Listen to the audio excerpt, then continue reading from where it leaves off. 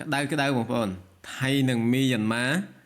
ត្រៀមប៉ះគ្នាបងប្អូនបាទបន្ទាប់ពីមានការផ្ទុះក្របបែកបាននឹងបាញ់ផ្លោងចូលទៅក្នុងដីថៃបាទនៅពេលនេះថៃបានត្រៀមរួចហើយបាទនៅក្នុងការបញ្ជូនអាវុធទៅកាន់ព្រំដែនជាប់នឹងប្រទេសមីយ៉ាន់ម៉ាព្រោះថាស្ថានភាពកាន់តែក្តៅឡើងហើយបងប្អូនបាទនេះបើតាមការផ្សាយរបស់សារព័ត៌មាន Khaushut បាទកាលពីថ្ងៃអាទិត្យទី23ខែវិច្ឆិកាឆ្នាំ2025កងកម្លាំងរាជាមនុសហការជាមួយនឹង Naresuan កំពុងរៀបចំបញ្ជូនសព្វាវុធនិងគ្រឿងបរិក្ខារយោធាទៅកាន់ព្រំដែនព្រមទាំងបង្កើនការល្បាត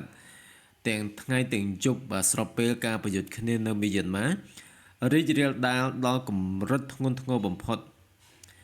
បាទយ៉ាងណាមិញគឺមិនមានការបញ្ជាក់នៅឡើយទេថាតើអាវុធប្រភេទអ្វីខ្លះដែលនឹងត្រូវបញ្ជូនទៅរឿងនេះគឺកើតឡើងបន្ទាប់ពីកងទ័ពមីយ៉ាន់ម៉ាទម្លាក់គ្រាប់បែកចូលទៅក្នុងដីថៃ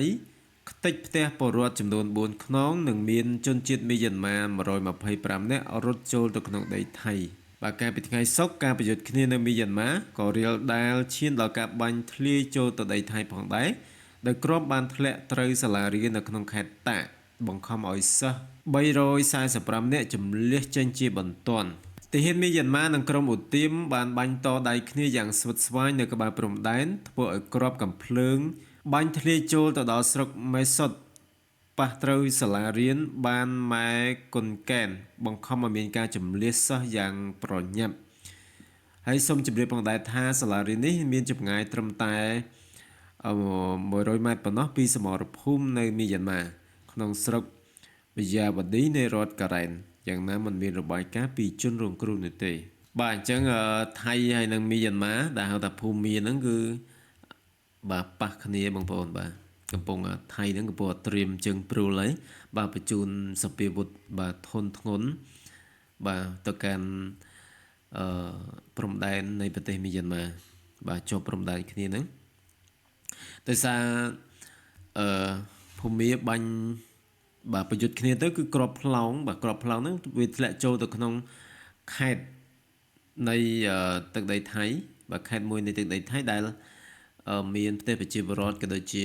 សាលារៀនបាទដែលក្មេងៗកំពុងតរៀនហ្នឹងបាទបាញ់ផ្លោងទៅគឺចំសាលារៀនតែម្ដងបាទអញ្ចឹងធ្វើឲ្យក្មេងៗបាទសិស្សសាលាហ្នឹងគឺ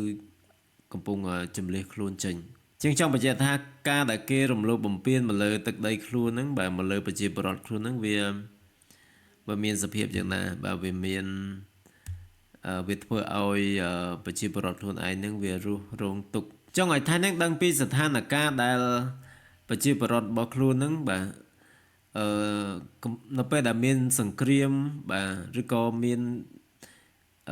ប្រទេសផ្សេងគេឈ្លានពានបាទចូលមកដល់ទឹកដីខ្លួនហ្នឹងវាវេទនាប៉ុណ្ណាកុំឲ្យចេះតែឈ្លានពានបាទកុំឲ្យចេះតែចង់បានរបស់គេអាហ្នឹងវាបាទមិនល្អទេបាទនេះគឺជាព័ត៌មានបាទនៅខាងព្រំដែនថៃមីយ៉ាន់ម៉ាបាទដែល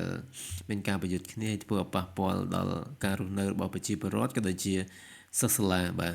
នៅសាលារៀនតែម្ដងបាទ